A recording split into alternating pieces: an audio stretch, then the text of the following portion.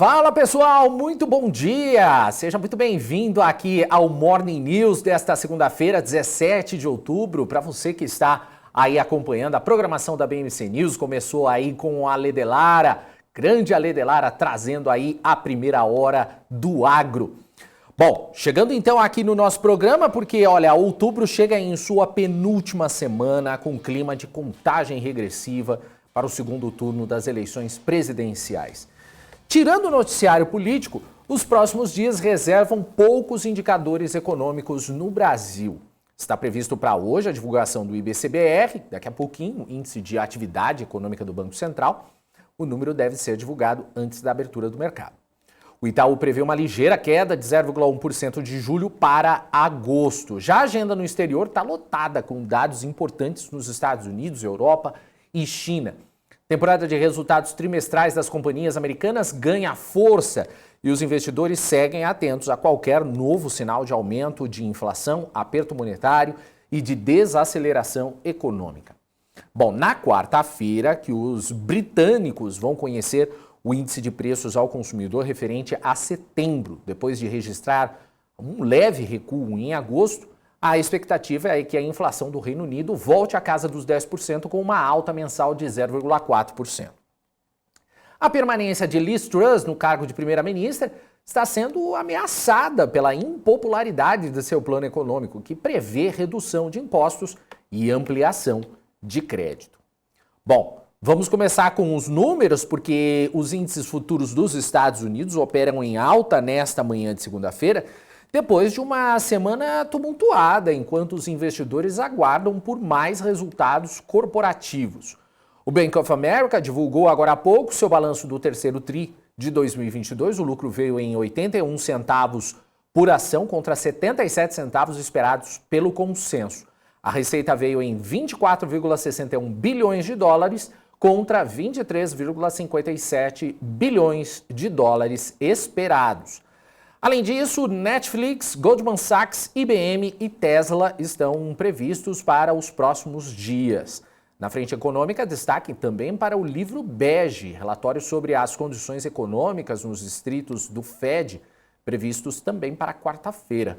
O documento deve reforçar os riscos da inflação e a necessidade de continuar com um aperto monetário agressivo. Bom, vamos começando aqui pelo Dow Jones. O Dow Jones agora opera em alta, 1,11%. O S&P 500 com alta também de 1,31%. E Nasdaq agora operando em alta, 1,47%. Bom, pulando agora para os mercados europeus, que operam também em alta, enquanto o Reino Unido aguarda, então, uma declaração fiscal de seu novo ministro das Finanças, Jeremy Hunt. No fim de semana, Hunt disse à emissora britânica BBC que vai mostrar aos mercados que o Reino Unido pode contabilizar adequadamente cada centavo de seus planos de impostos e gastos. Na sexta-feira, Kwasi Kwarteng, ministro das Finanças do Reino Unido, não resistiu à crise e foi demitido 45 dias após assumir o cargo. Bom, vamos aos números então. Começando por DAX, na Alemanha, que opera agora em alta 1,70%. CAC na França, com alta de 0,90%. FTSE no Reino Unido, alta de 1,35%. O índice Eurostoxx com alta de 1,58%. E o FTSE MIB da Itália também em alta, 1,74%. Pulando agora para o mercado asiático, os mercados de lá fecharam sem direção única no pregão desta segunda-feira, à medida que temores de recessão pesaram sobre os principais índices da região. Para essa semana, vários países da região devem divulgar dados de inflação, enquanto a Austrália vai divulgar estatística de desemprego e a China vai anunciar sua decisão sobre a taxa básica de empréstimos. No fim de semana, o presidente chinês Xi Jinping fez um discurso na cerimônia de abertura do 20º Congresso Nacional do Partido Comunista da China, onde alertou contra a interferência de forças externas em Taiwan, uma ilha que é autogovernada, que Pequim vê como uma província fugitiva, rebelde. Ele também disse que a China nunca prometerá renunciar ao uso da força para a reunificação. Daqui a pouco eu trago mais informações sobre esse assunto. Aos números, então, das bolsas asiáticas, Xangai, na China, fechou em alta de 0,42%. Nikkei, no Japão, com queda de 1,16%. O índice Hang Seng, de Hong Kong, fechou em alta, 0,15%. E Kospi, da Coreia do Sul, fechou em alta, também 0,32%. Vamos agora, então, às cotações do petróleo. Isso porque elas sobem aí nos primeiros negócios desta segunda-feira com o enfraquecimento do dólar, enquanto agentes do mercado aguardam dados da China, então, para avaliar a demanda no maior importador de petróleo bruto do mundo. Já os preços do minério de ferro recuam, com perspectivas nebulosas aí sobre o crescimento da economia chinesa em 2022. O gigante asiático vai divulgar dados comerciais e econômicos esta semana.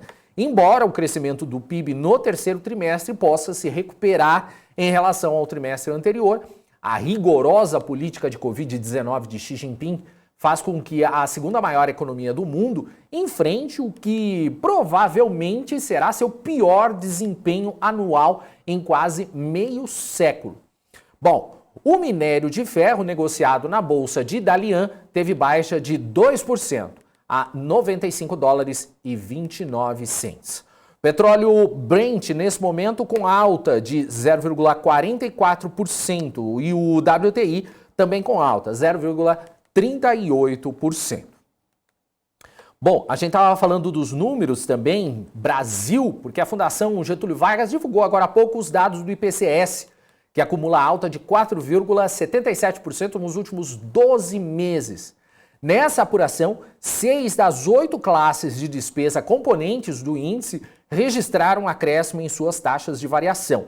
A maior contribuição para o resultado do IPCS partiu do grupo Transportes, cuja taxa aí de variação passou de menos 2,20% na primeira quadricemana de outubro de 22 para menos 1,59% na segunda quadricemana de outubro de 2022. Nessa classe de despesa, cabe mencionar o comportamento do item gasolina, cujo preço variou então menos 5,68%, ante 7,89% na edição anterior do IPCS. Daqui a pouco a gente traz também os números do IBCBR para você aqui no Morning News.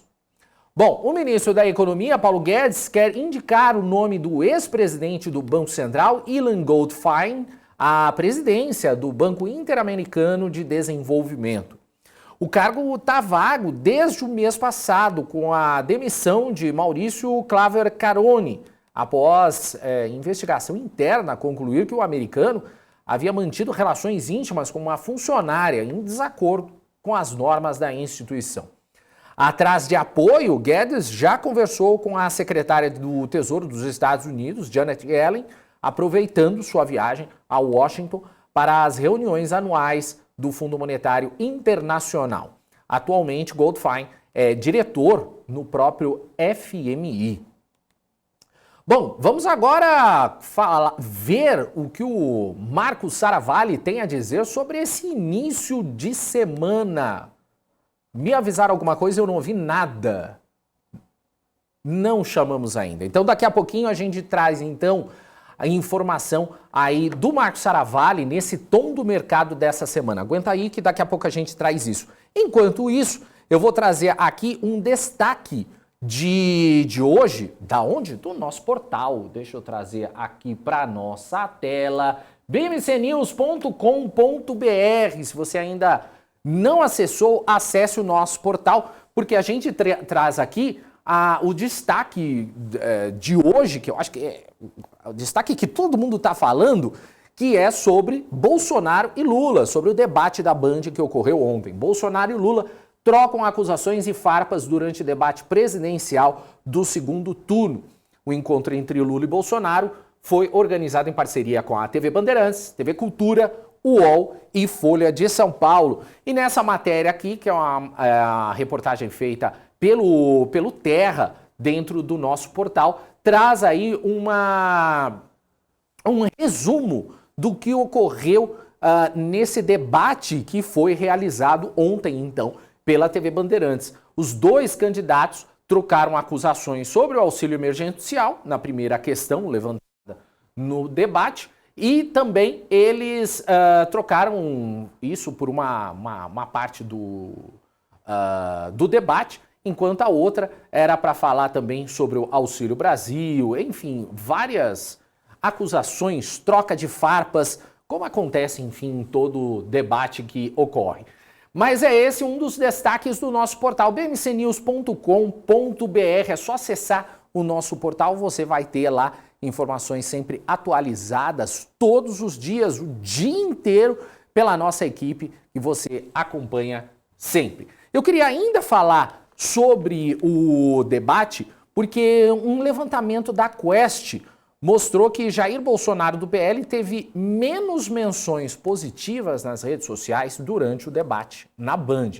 O candidato à reeleição obteve 36,5% na média.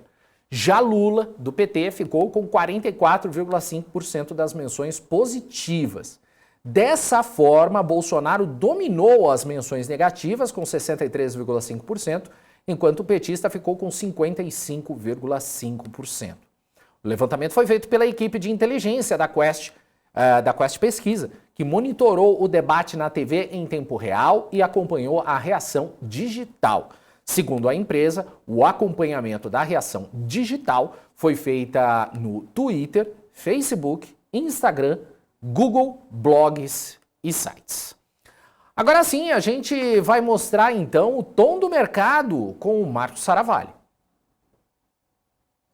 Fala pessoal, muito bom dia a todos acompanhando aqui as bolsas internacionais nessa terceira semana do mês de outubro, terceira semana do último trimestre do ano. Lembrando que hoje particularmente a gente tem uma agenda um pouco mais tranquila, mas a gente tem uma agenda relativamente carregada, tanto econômica como principalmente corporativa. Nessa semana a gente tem a aceleração da temporada de balanços nos Estados Unidos, grandes empresas divulgando, então é importante acompanhar para entender como que foi o desempenho referente ao terceiro trimestre na economia americana. Daqui a pouquinho a gente começa a acelerar também a divulgação de resultados por aqui no Brasil.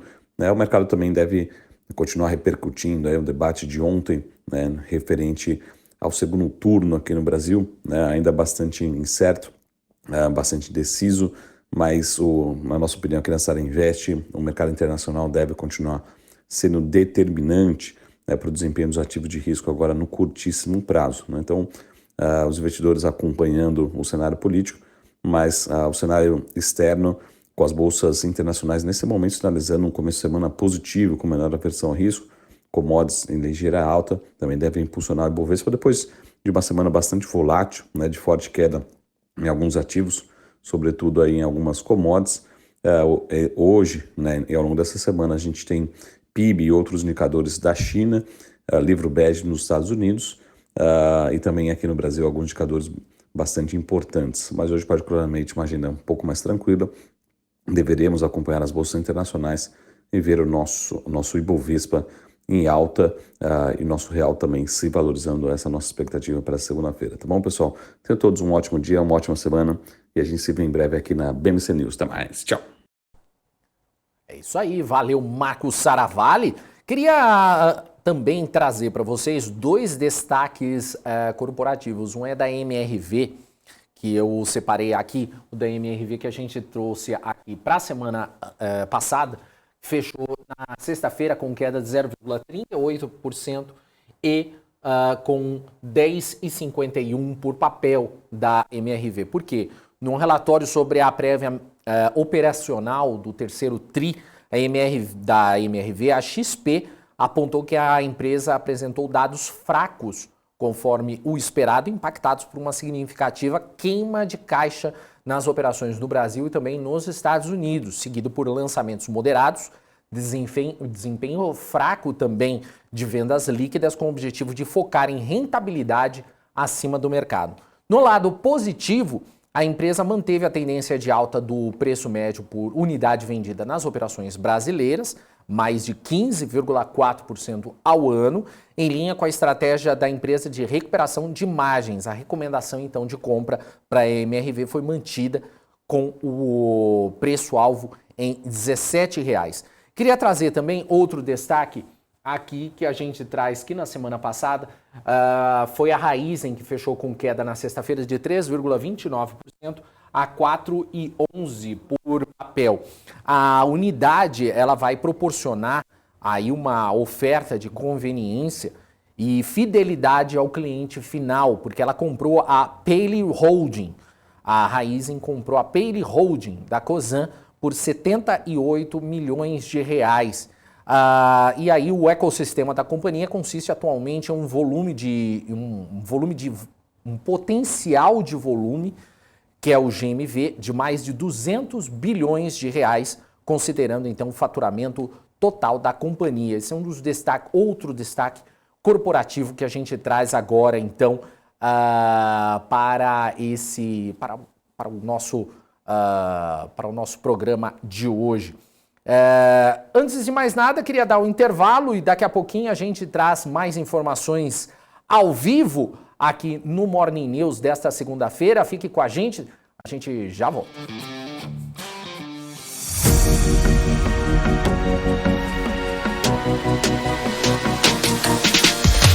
BMC News, informação que gera valor.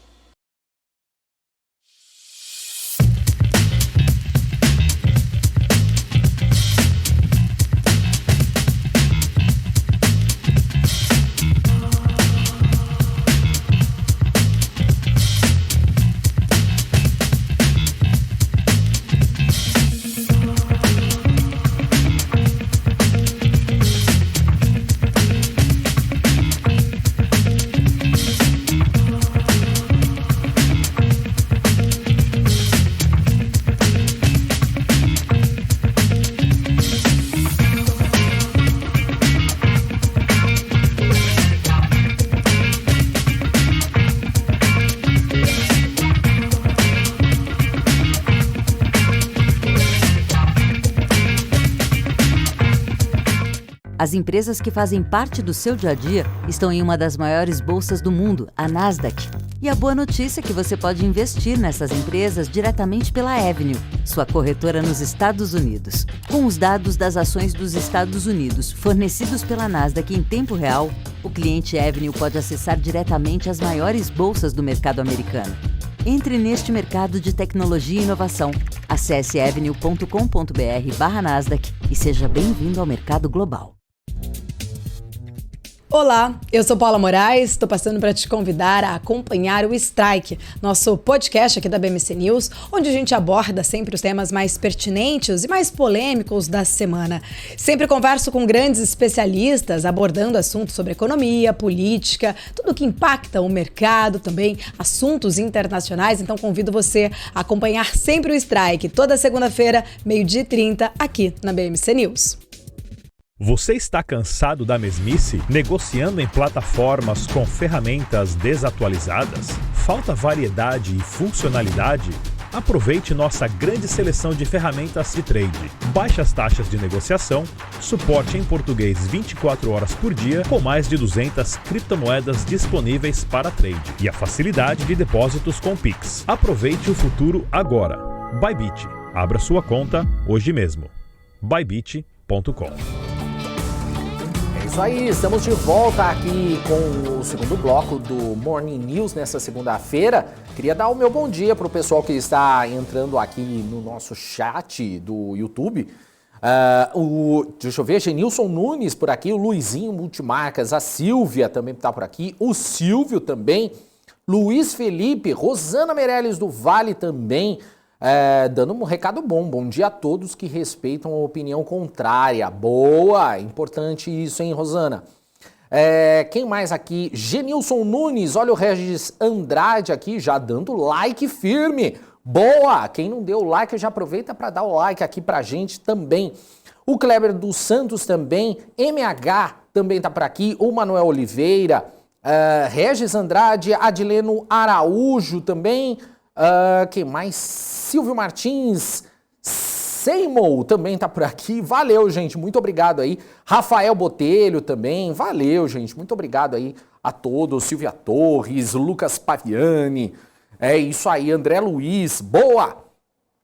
E antes da gente chamar o Guga aqui para nossa conversa, só queria lembrar vocês que pelo segundo ano consecutivo a BMC News foi indicada ao prêmio Mais Admirados da Imprensa de Economia, Negócios e Finanças.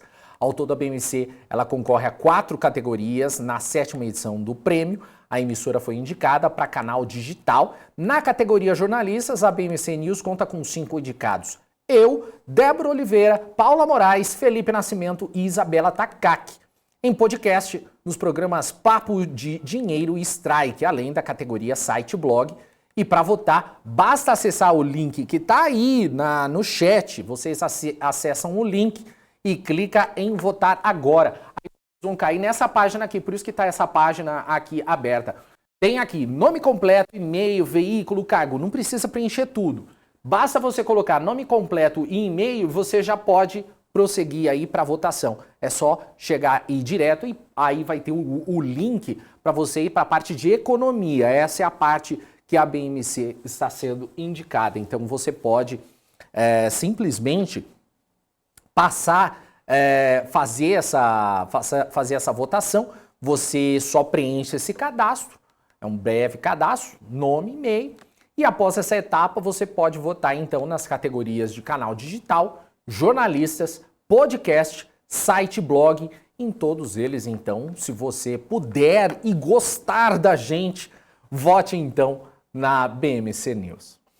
É isso aí, pessoal. Chegou a hora da gente trazer aqui para a nossa conversa o Guga Almeida, CEO da Trade Insights, ao vivo aqui no Morning News. Oi, Guga, seja bem-vindo. Bom dia para você, tudo bem? Bom dia, Daniel. Bom dia, pessoal. Tudo bem, tudo bem. Mercado um pouquinho mais leve no dia de hoje, né? Um pouquinho mais animado nas expectativas aí em relação à agenda de balanços que começa a ser divulgada hoje lá fora. Vamos ver como é que as bolsas podem se comportar nessa semana. Legal. Ô Guga, a gente viu aí que você já deu uma pincelada, né? Os mercados de ações, de câmbio do país, eles refletiram aí na última semana preocupações dos investidores sobre essa corrida eleitoral no Brasil e também quanto ao ambiente internacional de juros, né? Potencialmente mais altos, né? Após a inflação dos Estados Unidos ter mostrado mais força do que projetavam os economistas. Qual que é a sua visão em relação à semana passada e o que a gente deve ter aí pela frente agora nessa semana? Legal. Bom, quando a gente volta um pouquinho, na semana passada eu tinha comentado com o pessoal que enxergava que a gente podia trabalhar aí num range, olhando para a correção, né, que a gente poderia ter nosso Ibovespa voltando para a região dos 114 mil pontos. Tá? Foi exatamente o que o mercado fez. Tá? A gente voltou para aquele patamar ali de baixa. Não foi uma semana... Compartilhando a tela aqui, Daniel, para ficar mais fácil do pessoal poder entender o que eu estou falando. Tá? Deixa eu compartilhar aqui na tela. Então, eu tinha uma visão, né, de que a gente poderia ter, sim, uma janela de correção. Era muito perigoso a gente voltar abaixo desses níveis aqui, que nós estávamos trabalhando dos 114 mil pontos e se manter abaixo. Né? Tivemos aqui uma semana que foi uma semana de correção e uma sexta-feira que se intensificou essa correção. Se nós formos olhar aqui para as últimas semanas, né, a gente fechou aqui próximo das mínimas, tá? O que não é muito saudável dentro do contexto que nós estamos vivendo agora. Tá? O que eu imagino agora, né? Depois de todo esse ambiente aqui de ajuste, esse ambiente aqui de correção? Vamos ter um início de uma semana tentando reagir um pouco, né, esse cenário pessimista, se a gente for olhar lá para fora, né, se a gente for olhar para a NASA, se a gente for olhar para Dow Jones, S&P 500, a gente teve mínimas do ano, A Nasdaq, a gente teve mínimas do ano, o mercado pesado, né, fechando com uma queda, se nós olharmos ali para sexta-feira, fechando com uma queda de 3% a Nasdaq. Né? Então, o mercado está sentindo, ele está sofrendo em função do movimento de elevação de juros lá fora. Tá? Nossa bolsa, a gente já parou de elevar juros? Sim, né? Pelo relatório Focus que saiu hoje de manhã, a gente vê ali que as expectativas de fato fecharam o ano com 13,75, isso já vem fazendo, né, com que o nosso mercado tenha melhorado, né, de julho até então. A gente veio aqui num período de melhora aqui do nosso mercado, mas me chama muito a atenção esses últimos movimentos e me chama muito a atenção a forma como está corrigindo lá fora. Tá? Então, se vier alguma surpresa negativa agora, nessa temporada de balanço, vai acelerar o pessimismo nos mercados lá fora e muito. Tá? Vai acelerar esse pessimismo no mercado lá fora e muito. Então, a gente precisa ficar atento neste momento. Não é momento de ser super otimista, tá? Não é momento de querer peitar o mercado, é um momento de ser mais prudente. Né? Eu já venho conversando sobre isso quando eu estou participando aqui dos Morning News da BMC, já venho avisando ao longo do ano, né, que a gente teria surpresas em relação a juros lá fora e que essas surpresas desencadeariam, né, um movimento de correção mais intenso lá fora e, querendo ou não, a gente ainda tem muito espaço para corrigir nos mercados lá fora. Uhum. Agora, o Guga, só para a gente ter uma noção aí, na semana passada aí, Vale e Petrobras, elas derrubaram aí a bolsa com a queda das commodities. Queria ver aí o que você pode analisar para a gente, o que a gente deve esperar de Vale e Petrobras, porque afinal de contas é o que segura a bolsa, é justamente essas duas, né? Elas de fato, elas têm um peso bem expressivo dentro do nosso índice e havendo sim uma correção mais intensa por parte delas, com certeza a nossa bolsa tende a acompanhar. Então deixa eu mostrar aqui que eu estou enxergando para Vale Petro. Vou começar aqui por Petrobras. Tá? Se nós olharmos, Felipe, excluí todos os estudos, legal. Se nós olharmos, a gente vem né, com Petrobras acompanhando o movimento positivo da commodity de petróleo já, né, há um bom tempo. A gente teve todos os eventos ali no período no início do ano de 2021, né, que tivemos aqui toda aquela mudança ali no quadro da Petrobras, né, do presidente da Petrobras e tudo mais. Teve todo esse aumento de volatilidade e de correção aqui da Petrobras, mas depois ela entrou, né, no movimento positivo, no movimento de alta mais intenso, acumulando aqui 190% de valorização no período que a gente vai medindo, que a gente vai acompanhando. Tá? Só que se nós olharmos aqui esse movimento de agosto, né, final de agosto até agora, a gente teve aqui primeiro a janela de correção de 20%, em 20 e poucos dias. O mercado volta muito rápido, tá, perto das máximas, e querendo ou não, tá, isso aqui é um sinal típico de topo. Tá? Querendo ou não, infelizmente, é um sinal típico de topo. Porque a gente volta a ter Petrobras muito próximo das máximas. Quando a gente olha para a commodity, né, para o petróleo, para o Brent, que é referência para Petrobras, ele está trabalhando aqui na região de $90 tá, o barril. A gente está trabalhando aqui em torno de 10% abaixo do preço que estava o barril quando, né, se teve a invasão ali da Ucrânia pela Rússia. Tá? Então, a gente já está com a commodity num patamar um pouco mais abaixo, tá, do que a gente estava trabalhando anteriormente, tá? Então 10% abaixo, e o preço está muito próximo das máximas. Né? Então, agora que a gente está chegando na fase da temporada de balanço, né, saindo do balanço, provavelmente a gente possa vir aqui a ter um período de ajuste, um período mais intenso aqui de correção, que faria também com que a nossa bolsa não conseguisse buscar as máximas históricas e sim entraria, né, num período aqui de ajuste mais intenso se nós olharmos aqui para o impacto que Petrobras pode fazer na bolsa. Tá? Então é o que eu consigo enxergar aqui neste momento aqui para Petrobras. certo? E um ajuste, uma correção aqui nos preços da Petrobras, vamos lá, né? Eu consigo imaginar que o cenário mais negativo seria voltar aqui para a região de R$ 25 a Petrobras, tá? Então esse seria aqui o cenário mais negativo. O grande nível divisor de águas é a região de R$ 30,85. Acima disso, dá para se manter ainda otimista, acreditando que o preço possa vir a continuar essa tendência e buscar patamares de preço mais elevados, que seria o patamar de preço de, só para que a gente possa entender, R$ 37,85.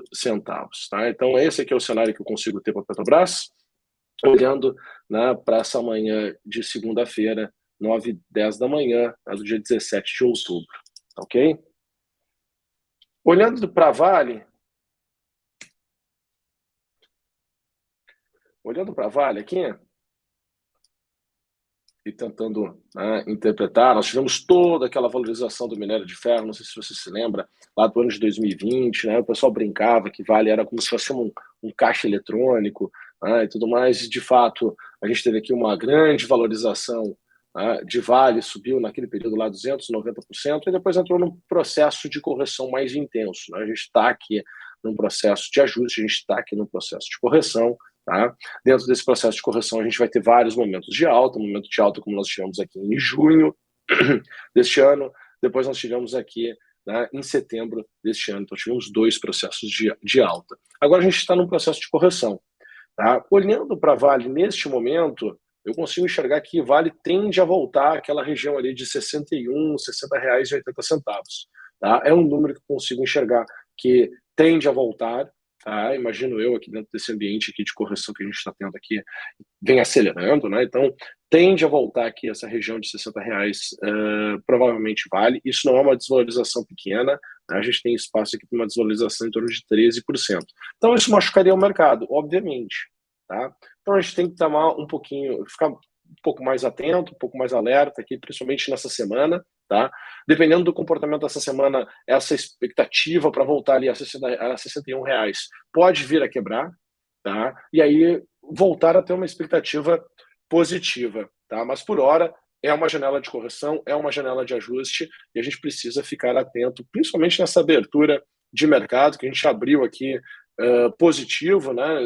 Nosso mercado, nosso índice futuro está subindo aqui 0,6 nesse momento, sendo que Nasdaq futuro está subindo 1,35 neste momento. Então já mostra que os investidores já não estão sendo tão impactados, né, positivamente como eram antigamente, né? Se nós olhássemos aqui para metade deste ano, início do ano, a gente veria uma valorização muito mais intensa nessa abertura do nosso mercado, o que não está acontecendo aqui neste momento, e mostra, né, que de fato temos aí um momento de ajuste visto o nível de preço que nós estamos trabalhando agora e o contexto como todo que a gente está tendo nesse momento aqui do nosso mercado. Legal, Guga. Eu estava procurando aqui no chat quem que falou, eu não lembro agora, eu estava procurando, falaram de Magazine Luiza. Mas eu queria que você visse Magazine Luiza, porque, se eu não me engano, Magazine Luiza até ensaiou aí uma melhora nos últimos dias, ou eu estou enganado? Deu uma melhorada, depois caiu, porque na última, acho que na sexta-feira, caiu acho que mais de 11%. O que está acontecendo aí com o Magalu? Vamos olhar. Deixa eu compartilhar a tela novamente.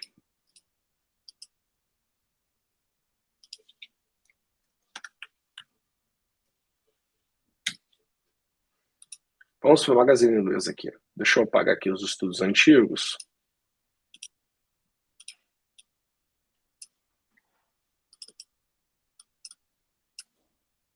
E vamos lá. Bom, a primeira coisa que a gente tem que entender, Felipe, Daniel, desculpa se eu chamei Felipe, perdão. A primeira coisa que nós temos que entender, Daniel, é aonde o preço chegou. Quão intenso foi a correção de Magazine Luiza nesses últimos meses aqui, principalmente ali intensificando ali no mês de julho, tá? Onde chegou a ser cotada ali na região de R$2. Tá? Então sofremos aqui esse movimento mais intenso. O mercado, se nós olharmos, né, se a gente pegar aqui uma fotografia e olharmos aqui para estes dois movimentos, né, o movimento de baixa e o de alta, o que a gente consegue perceber aqui? Olha a intensidade que foi o processo de queda. Né? Olha a intensidade que foram os movimentos. Né? Os movimentos eles eram bem direcionais, eles não questionavam muito a queda. Né? Mas quando a gente olha aqui para a alta, olha como o mercado está com dificuldade de subir. Né? Ele sobe, depois ele fica muito tempo lateralizado, caindo, aí ele sobe um pouquinho mais, lateraliza, sobe, lateraliza, cai, né? Então, o mercado não está com tanta convicção, né, em relação à alta como ele estava em relação à baixa. Né? Então, o mercado ele sofreu muito essa correção. E a gente vem sofrendo aqui essa correção porque o grande player que estava operando esse setor, que eram os fundos locais, eles erraram a mão. Né? Eles erraram a mão, eles tiveram que sair das suas posições. Eles saíram das suas posições na expectativa de que, poxa, o Brasil ia dar porrada, varejo, né? E com toda a problemática que nós tivemos aqui de alta de juros, então eles tiveram que saíram das suas posições, né? Foram zerando suas posições. A gente viu aqui Magazine Luiza, né, que todo mundo falava, qual é a próxima Magalu? Né? A gente viu aqui Magazine Luiza sofrer uma desvalorização, né, de mais de 90%. Tá, em 430 pregões. A gente teve aqui uma desvalorização de de mais de 90%. E quando a gente olha um pouquinho para trás, né, o mercado todo ele falava, qual vai ser a próxima Magalu? Qual vai ser a próxima Magalu? Qual vai ser a próxima Magalu? Então é bem importante a gente entender isso, até porque quando a gente tem uma percepção de longo prazo, né, a gente está investindo no longo prazo, a gente tem que entender que, correções acontecem, desvalorizações fazem parte de todo o processo, né? E às vezes as desvalorizações são muito maiores do que a gente imagina. Né? Eu acho que ninguém queria sofrer aí uma desvalorização de um ativo em 90%. Né? Bem pelo contrário, tenho certeza que as pessoas que estão segurando essas posições, né, elas devem ter uma certa angústia, uma certa frustração. Tá? E quando a gente cai tanto, né, cai 90%, tu vê a cotação do ativo dobrar, né, é totalmente possível. E foi bem o que aconteceu aqui com a Magazine Luiza. A Magazine Luiza, aqui, se nós pegarmos aqui máximas e mínimas, aqui em 70 pregões subiu 170%.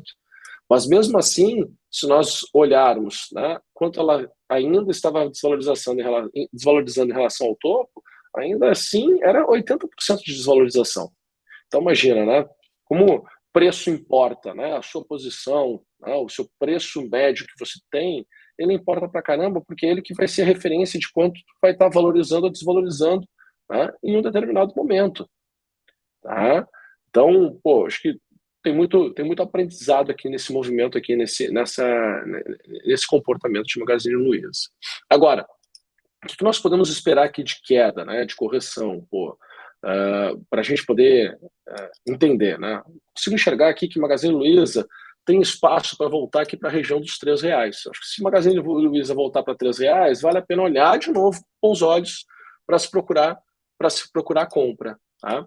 E é bem importante também a gente entender, quando a gente olha aqui para esse momento que nós estamos aqui, que é de eleições, né, e querendo ou não, a gente está no segundo turno, e é bem polarizada, né,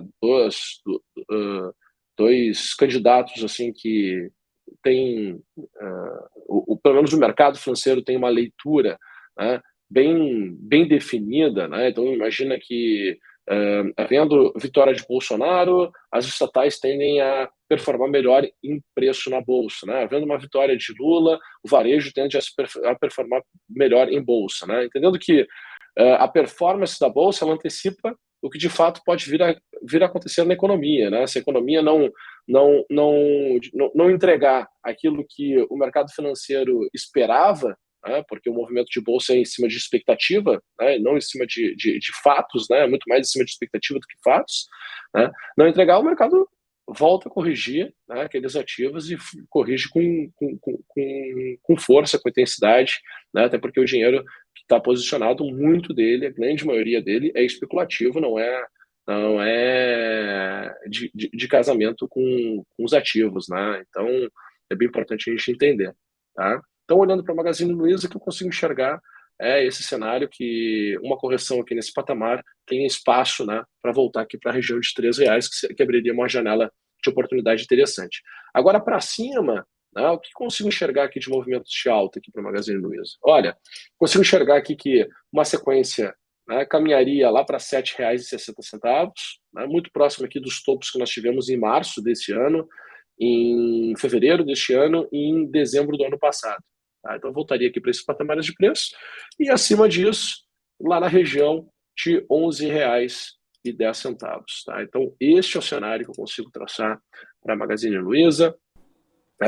Para quem está posicionado, né, eu acho que esse primeiro arranque que nós tivemos, né, eu ter chego aqui nesse patamar de R$ 5,40, tá, para mim foi um bom trade, uma boa tendência, né, um bom trade aqui, e tem muito mais sinais aqui de ajustes do que de sequência da movimentação de alta, né? Então, poxa, eu estou muito mais apostando aqui que a gente volta para 3 para buscar um ponto de compra do que continuar aqui numa euforia para ir para R$ 7,60. Queria pedir ainda uma última aqui, que o pessoal está pedindo bastante, mas por causa do horário, mas ainda dá tempo de fazer mais uma, que o Genilson Nunes, ele está pedindo para você olhar a Aeris para ele. Bora lá. Se tiver mais, pode pedir mais, Daniel. Opa, bora lá.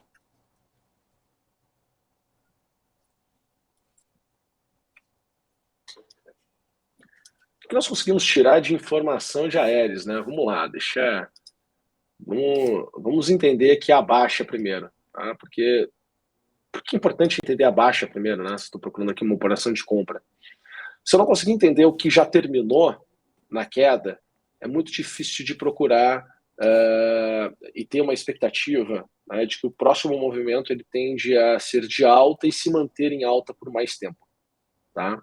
Quando eu olho aqui para essa última movimentação aqui de Aeris, tá, eu acredito que falta ainda alguma coisa na baixa. Tá?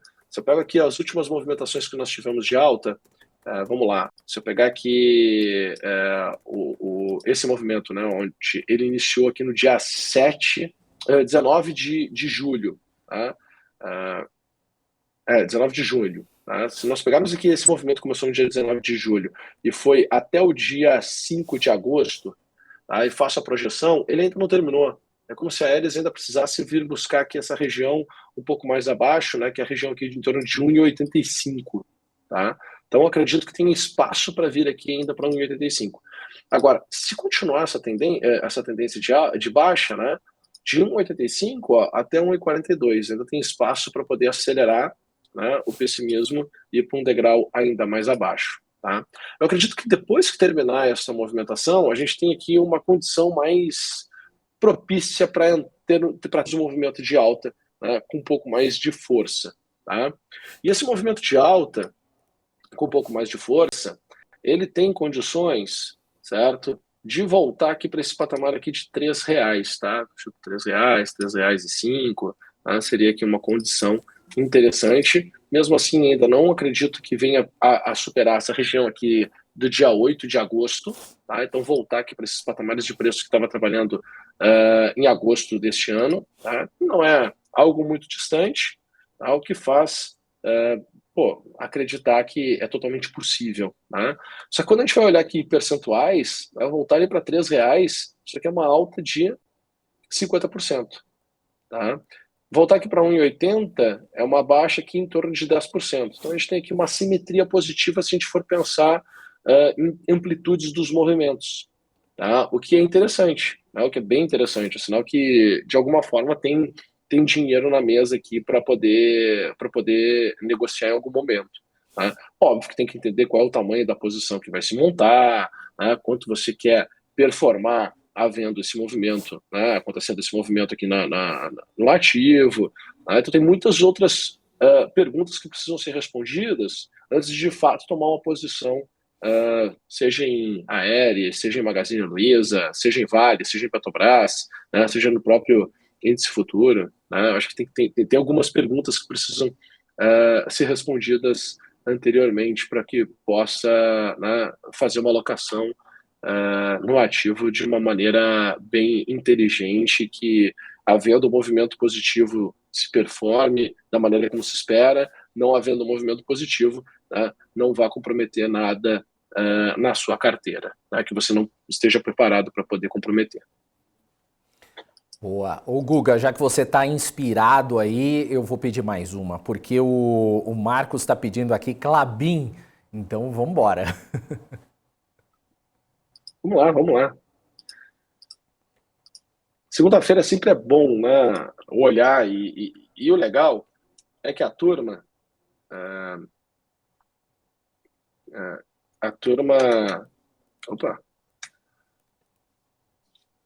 os telespectadores geralmente estão acompanhando, né, o que todo mundo fala. Então são os ativos que provavelmente estão mais, né, na voz da turma aí do ecossistema do mercado financeiro. Então é importante escutar, ver o que o pessoal está falando, está perguntando, está interessado, tá? Para que é bom, na verdade é um atalho, né? Eu escutar o que o pessoal está perguntando e poder estudar aqui é um atalho para o meu trabalho, né? Então vamos lá, faço com prazer. Bom, o que está acontecendo com o Klabin, né? Se nós olharmos aqui para os últimos movimentos, o movimento começou, se a gente pegar aqui o último movimento de queda, né? Começou ali na metade de setembro, né? Na segunda quinzena de setembro. Tivemos aqui essa última movimentação de queda, aí o mercado faz o seu fundo nesse nível de preço e aí começa a melhorar. Essa melhora, né, esse movimento que eu enxergo aqui, pelo menos, é até essa região de R$20,30. Uma sequência de R$21,80, tá, e 5. Então, olhando para essa fotografia, olhando para um movimento mais curto, mais pontual aqui, de Klabin, tá? Obviamente que o mercado, acima desses R$20,30, ele começa a ganhar mais força, tá? Ele começa a ganhar mais força. Certo? Ele sai de um período de pessimismo, ele sai de uma tendência, de uma linha, né? Ele rompe aqui uma linha de tendência de baixa, que a gente consegue criar desses últimos fundos, ele muda um pouco as suas expectativas, ele começa a mostrar, poxa, eu tenho mais força. Não é o que está acontecendo até então, né? Por hora, ainda não mostrou essa força, não mostrou esse apetite. Tá? Então, para cima, eu consigo enxergar que, poxa, tem condições de ir escalando e ir escalando para esses 3 níveis que estou apresentando aqui para vocês. Tá? R$20,30, R$21,85, R$24,45. Agora, para baixo, né, toda essa expectativa que foi criada, agora nesses últimos movimentos de Klabin, caso ela não vá, né, se confirmar e o mercado comece a embicar para baixo, comece a sofrer correções, comece a acelerar, comece a ser impactado lá por fora, enfim, tem muitas coisas que possam vir a acontecer. Acredito que tem espaço para voltar aqui para a região dos R$16, região essa que Klabin trabalhou a última vez lá em abril de 2020, né, ali no olho do furacão da pandemia. Show de bola, Guga! É isso, Guga! Obrigado pelas análises de hoje. A gente até estourou aqui o tempo, mas foi bom demais, porque tem sempre muitos pedidos aí de análises. Valeu! Brigadão, boa semana para nós! Obrigado. E lembrando só mais um ponto, Daniel. Hoje, final do dia, estamos no programa Insights. Valeu, gente. Espero vocês lá. Tchau. Verdade. Um abração, Guga. Até mais. É isso aí. Não percamos, então, o Insights com Guga Almeida, logo mais às 5h30 da tarde, logo depois, então, do Top News com a Débora Oliveira. Não perca aí, tem mais Guga Almeida aí para vocês com muita informação legal. Bom, é isso aí, gente. A gente vai dar um rápido intervalo. Daqui a pouco a gente volta aí com as últimas notícias do Morning News. Até já.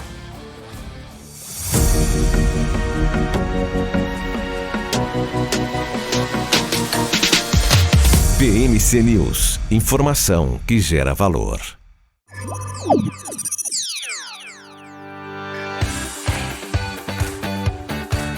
Aqui você pode negociar índices como o DAX, Nasdaq e S&P 500 e commodities como soja, cobre, petróleo e café. além de ações e ADRs das maiores empresas do mundo, como a BMW, Google, Apple, Netflix e Disney.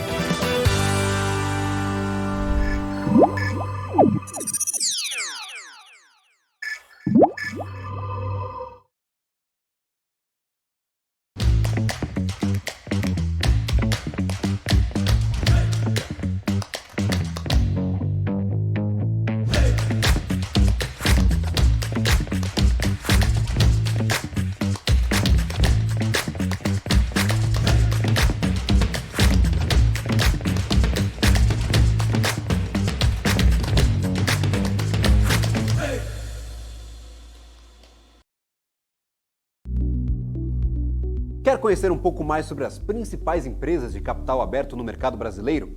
O BMC Business é o lugar certo. Toda terça-feira, a partir das 5h30 da tarde, eu tenho um encontro marcado com você aqui na BMC News. Você está cansado da mesmice? Negociando em plataformas com ferramentas desatualizadas? Falta variedade e funcionalidade? Aproveite nossa grande seleção de ferramentas de trade. Baixas taxas de negociação, suporte em português 24 horas por dia, com mais de 200 criptomoedas disponíveis para trade e a facilidade de depósitos com Pix. Aproveite o futuro agora. Bybit. Abra sua conta hoje mesmo. Bybit.com.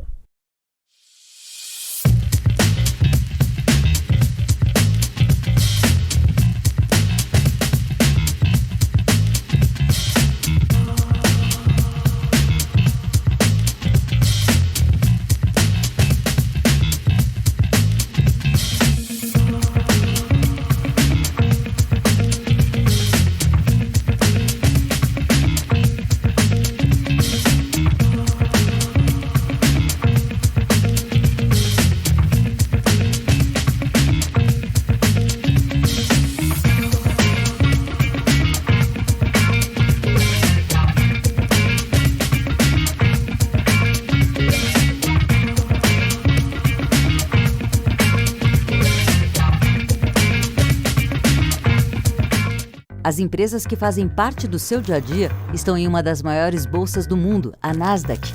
E a boa notícia é que você pode investir nessas empresas diretamente pela Avenue, sua corretora nos Estados Unidos. Com os dados das ações dos Estados Unidos fornecidos pela Nasdaq em tempo real, o cliente Avenue pode acessar diretamente as maiores bolsas do mercado americano. Entre neste mercado de tecnologia e inovação. Acesse avenue.com.br/Nasdaq e seja bem-vindo ao mercado global. Estamos de volta aqui com o Morning News. A gente agora vai falar de política, porque deputados colam um projeto de Ricardo Barros, a proposta de 2011, para tentar votar criminalização das pesquisas eleitorais. Assunto para Kelly Cali, que está em Brasília e tem as informações ao vivo agora para a gente. Oi, Kelly, seja bem-vinda, bom dia para você. Oi, Dani, bom dia para todo mundo que está começando a semana com a gente, né, aqui no Morning. É exatamente isso aí, viu? Na semana passada houve um grande embrulho ali, ninguém sabia se ia o requerimento de urgência para o plenário para votar, se tinha assinatura, se não tinha assinatura, o Lira dizendo de um lado que discordava de punições penais, o Ricardo Barros dizendo do outro. Não, eu acho que tem que prender mesmo quem passa aí demais da margem de erro, enfim. Então, diante de todo esse cenário de instabilidade na semana passada, em torno da votação do projeto que quer criminalizar as pesquisas eleitorais, né, houve uma nova estratégia para se tentar, pelo menos, começar a discutir a matéria esta semana. O que acontece? Aqui na casa, Dani, tem mais de um projeto que fala sobre pesquisas eleitorais, punições. Não exatamente na perspectiva da punição ali penal, né, como prevê esse projeto aí do Ricardo Barros, né, mas projetos que, por exemplo, aumentam multa. Esse, por exemplo, é um projeto de 2011, o de número 96, é o que está como matéria principal para ser discutido o requerimento de urgência no plenário na sessão de amanhã. O que foi que aconteceu? O Lira não está muito satisfeito com essa ideia do Ricardo Barros aí de tentar penalizar do ponto de vista ali penal, né, como eu disse, né, de trazer prisões, sanções mais fortes, né, ele defende ali uma perspectiva administrativa de punição, cível, né, pagar multa, enfim. Esse projeto fala do aumento de pagamento de multas para institutos que divulguem pesquisas que passem ali da margem, né, de erro de toda pesquisa. A pesquisa tem 2 pontos percentuais ali, com projeções para mais e para menos. Então, fora dessa curva, segundo esse projeto de lei de 2011 de um deputado do Cidadania, haveria um pagamento de multa. Como o projeto do Ricardo Barros está tendo muita divergência, né, o que eles fizeram? Eles estão colocando esse como principal, porque aí é mais fácil você conseguir as assinaturas do requerimento de urgência para esse projeto, que de certa forma pune, mas não são punições fortes, e tentar colar o projeto do Ricardo Barros para que o relator, que ainda não foi anunciado, né, o relator dessa proposta, possa construir um relatório de mais consenso, digamos assim, para que a matéria possa passar em plenário. Então, qual que é a ideia do Lira e também da base, né, para poder tentar tocar esse projeto, que acabou sendo um projeto ideológico da base do presidente Jair Bolsonaro depois do primeiro turno das eleições? Juntar esses 2 projetos, redigir um relatório que tenha relação com os 2, um relatório de consenso já nos bastidores, né, para chegar e votar e tentar passar essa matéria. Mas para isso eles precisam primeiro apresentar e votar o requerimento de urgência do projeto de 2011, já que o projeto de urgência do Ricardo Barros não teve aí muito êxito, ele não conseguiu todas as 257 assinaturas. Então, se conseguirem de fato levar para frente esse requerimento de urgência do projeto de 2011, eles trazem para o plenário amanhã, votam ou não o requerimento de urgência, vai ser uma decisão do próprio Lira, porque se votarem o requerimento de urgência e não passar, mostra que a matéria não tem apoio e ela, mais uma vez, vai ficar parada, né? Então, eles estão tentando, viu, Dani? Eu estou contando esse enredo todinho para a gente entender como, de fato, tá difícil, viu, levar essa matéria para o plenário, né? De certa forma, ali, defender alguns deputados até da própria oposição, é uma negação da ciência, não deixa de ser um negacionismo científico, né? Então, em razão aí também de relações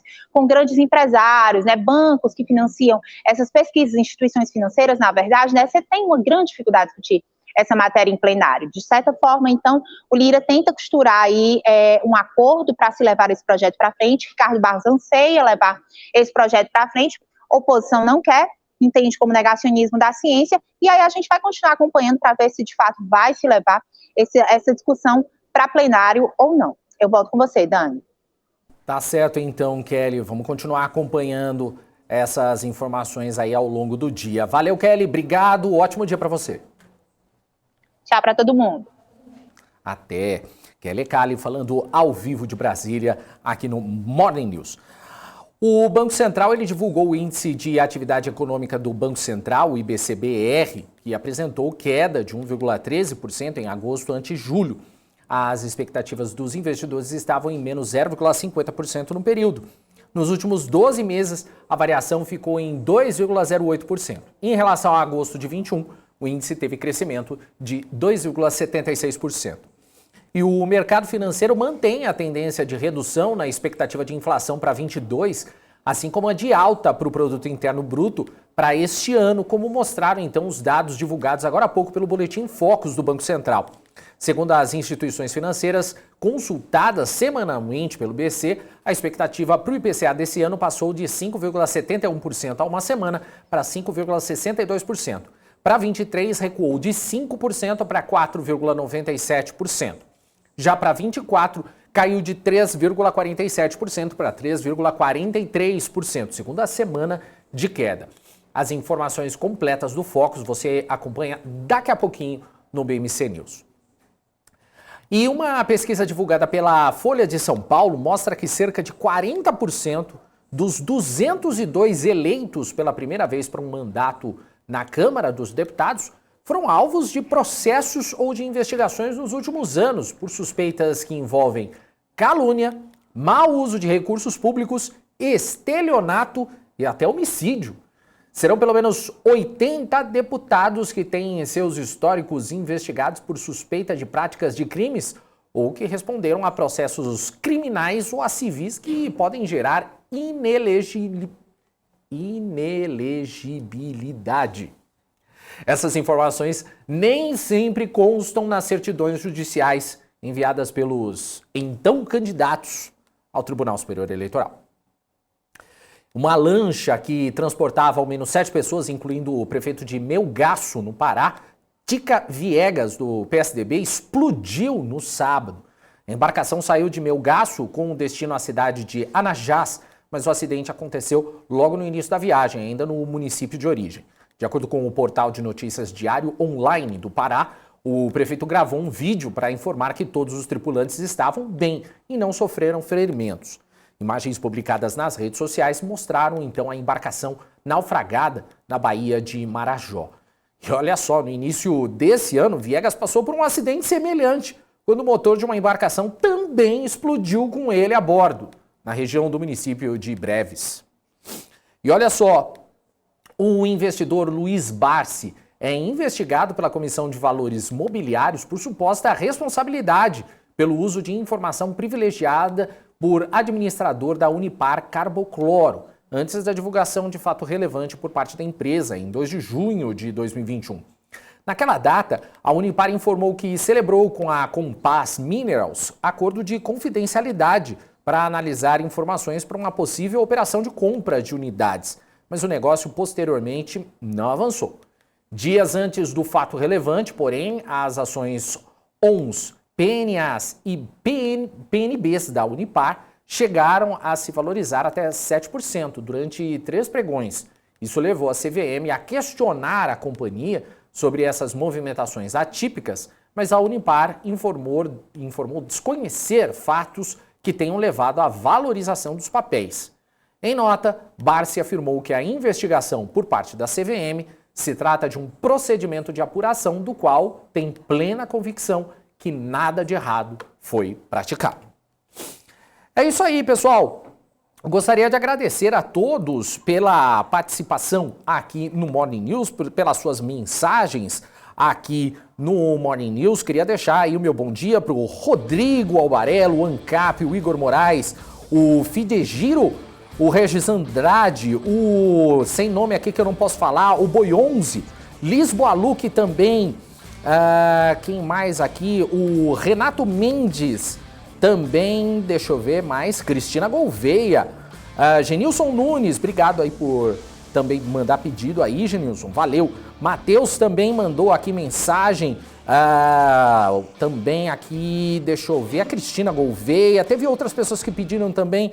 Não deu para fazer hoje, mas a gente faz amanhã, viu, gente? Não tem problema, que a gente sempre está aí analisando várias empresas aí dentro do programa. Valeu, olha o Francisco aí também, olha o Eduardo Pulig também, forte abraço para você também, a Silvia Torres, o Gustavo Vasconcelos, o Digão, o Johnny B, Marcelo, valeu, gente, o Jefferson, o Jonas, valeu, gente, um abraço para vocês, continuem aqui na programação da BMC News. Eu me despeço de vocês agora, mas volto às 2h da tarde com Fogo no Parquinho, ou melhor, é o BMC Market. Não percam! Você fica agora com a Paula Moraes, com a Isabela Takaki e também a Débora Oliveira no BMC News. Um abraço para vocês e até mais tarde.